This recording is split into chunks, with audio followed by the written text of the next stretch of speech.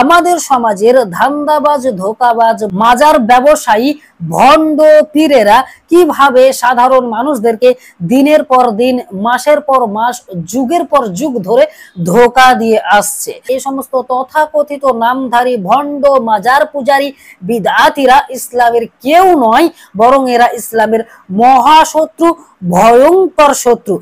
আসসালামু আলাইকুম ওয়া রাহমাতুল্লাহি ওয়া বারাকাতুহু। প্রিয় দিনী মুসলিম ভাই ও বন্ধুরা, আপনারা সকলেই কেমন আছেন? আশা করছি মহান আল্লাহ রাব্বুল আলামিনের অশেষ রহমতে আপনারা সকলেই ভালো আছেন। প্রিয় দিনী মুসলিম ভাই বোন আমার, আজকে যে বিষয় নিয়ে কথা বলতে চলেছি সেটি হচ্ছে আমাদের সমাজের ভণ্ড, ধোকাবাজ, ধান্দাবাজ, ধর্ম ব্যবসায়ী, পীর, ফকির, মাজার পূজারীদেরকে কেন্দ্র করে। প্রিয় দিনী মুসলিম ভাই ও বন্ধুরা, আপনারা সকলেই অবগত আছেন যে আমাদের সমাজে অধিকাংশ মানুষই পীর, ফকির, মাজার পূজারীদের উপর বিশ্বাস স্থাপন করে তাদের ঈমান নষ্ট করছে, এবং তারা পীর ফকিরদেরকে এমন ভাবে বিশ্বাস করে যেমন ভাবে আল্লাহ রাব্বুল আলামিনকেও বিশ্বাস করে না। তো আমি একটি বই থেকে এই পীর ফকিরদের ধান্দাবাজ আপনাদের সম্মুখে তুলে ধরবো, তাই খুবই মনোযোগ সহকারে কথাগুলো শুনবেন ইনশাআল্লাহ। তো চলুন বেশি কথা না বলে শুরু করা যাক। প্রিয় দিনী মুসলিম ভাই ও বন্ধুরা, পীর ফকিরদের মূর্খতা। সারা দেশে যেখানে সেখানে রকমারি ভণ্ড পীর ফকিরদের আস্তানা রয়েছে। অজ্ঞ লোকেরা এদের কাছেই ধর্ণা দিয়ে নষ্ট করছে ঈমান, ঢেলে দিচ্ছে অর্থ। তাই এর চেয়ে লজ্জা কি হতে পারে? পীরেরা আল্লাহকে পাওয়ার জন্য মুরিদদেরকে তাদের নিকট বাইয়াত নেয়। পীরেরা জনগণকে ধোঁকা দিয়ে থাকে যে পীরের হাতে বাইয়াত আবশ্যক, পীরের বাইয়াত না করলে সে শয়তানের মুরিদ হবে। চিন্তা করতে পারছেন? তারা বলে যার পীর নাই তার পীর শয়তান। নাউজুবিল্লাহ। চিন্তা করতে পারছেন? এই বায়াতের অর্থ হচ্ছে আনুগত্যের প্রতিজ্ঞা করা বা বেচা কেনা। মুরিদরা পীরের বাইয়াত নেওয়ার পর পীরের কথা অন্ধভাবে মানতে থাকে, কেননা তারা নিজেদেরকে বিক্রি করে দিয়েছে বা আনুগত্য করে চলার শপথ নিয়েছে। এতটুকু পরে যা বুঝলাম তাই হচ্ছে এই যে আমাদের সমাজের ভণ্ড পীরেরা অজ্ঞ সাধারণ মুসলিমদেরকে তাদের নিকট বায়াত গ্রহণ করায় এবং এই শপথ করায় যে আমরা যেইটা বলবো সেইটাই তোমরা যদি মেনে নাও তাহলে তোমরা আল্লাহকে পেয়ে যাবে। মানে কত বড় ধোঁকা দিয়ে সাধারণ মানুষকে তারা ঈমান হারা করে। চলুন তারপরে দেখি। আবার অনেক পীরদের কিবলা বলা হয়। হ্যাঁ, আমরা এমনটা জানি যে অনেক পীরকে পীর কেবলা বলা হয়। এর মানে কি? কিবলা তো কাবা শরীফ, যার দিকে ফিরে আমরা সালাত আদায় করে থাকি। কোন সাহাবী কি রাসূলুল্লাহ সাল্লাল্লাহু আলাইহি সাল্লামকে কিবলা বলেছেন? উত্তর হচ্ছে না। তাহলে পীরদের পীর কিবলা বলা হয় কেন? অবশ্যই এটা অজ্ঞতা ও চরম অন্যায়।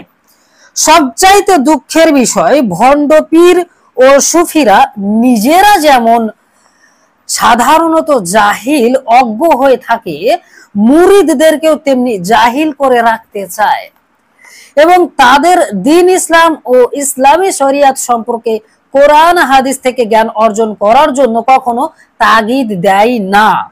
এসব তথাকথিত পীর কিবলারা মুরিদদেরকে মুরাকাবা করতে বলবে, হু হু করে আল্লাহর জিকির করতে বলবে এবং হাজারবার তাদের বানানো দরুদ শরীফের ওয়াজিফা পড়তে বলবে, কিন্তু আল্লাহর কালাম, দ্বীন ইসলামের মূল উৎস কোরআন মাজিদ তেলাওয়াত করতে, তার তরজমা ও তার তাফসির বুঝতে, হাদিসের জ্ঞান আহরণ করতে এবং আল্লাহর বাণীর সাথে গভীরভাবে পরিচিত হতে কখনোই বলবে না। শেষ হলো। তো প্রিয় দিনী মুসলিম ভাই ও বন্ধুরা, আপনারা নিশ্চয়ই বুঝতে পারলেন যে আমাদের সমাজের ধান্দাবাজ, ধোকাবাজ, মাজার ব্যবসায়ী, ভণ্ড পীরেরা কিভাবে সাধারণ মানুষদেরকে দিনের পর দিন, মাসের পর মাস, যুগের পর যুগ ধরে ধোকা দিয়ে আসছে। তারা সাধারণ মানুষকে এটা বলতে চায় যে তোমরা যদি অমুক পীরের কাছে, তমুক পীরের কাছে যদি মুরিদ হও, বাইয়াত গ্রহণ করো এবং তাদের কথা অনুসরণ করে চলো, তাহলে তোমরা তোমরা আল্লাহ রাব্বুল আলামিনকে পেয়ে যাবে। কিন্তু আমরা যে সমীক্ষা পাই এই ভণ্ড পীরদের, তাদের আস্তানাগুলোতে গাঁজা খাওয়া এবং নানান ধরনের অপকর্ম চলে।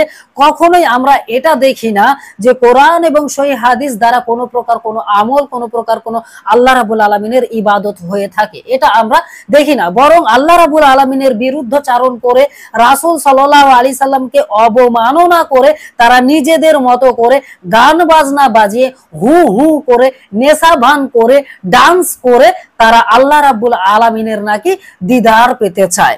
তাহলে বুঝতে পারছেন যে আমাদের সমাজের এই সমস্ত তথাকথিত নামধারী ভণ্ড মাজার পূজারী বিদআতীরা ইসলামের কেউ নয়, বরং এরা ইসলামের মহাশত্রু, ভয়ঙ্কর শত্রু। তাই এদের থেকে আমাদেরকে যে কোনো মূল্যে বেঁচে থাকতে হবে এবং কোরআন ও সহিহ সুন্নাহর আলোকে জীবন গড়তে হবে। তো যাই হোক, আজকের ভিডিওটি এখানেই শেষ করছি। আপনারা সকলেই ভিডিওটি শেয়ার করে ছড়িয়ে দিবেন ইনশাআল্লাহ। আগামীতে আবার অন্য কোনো বিষয় নিয়ে উপস্থিত হব। ততক্ষণ সকলেই ভালো থাকবেন। আসসালামু আলাইকুম ওয়া রাহমাতুল্লাহি ওয়া বারাকাতুহু।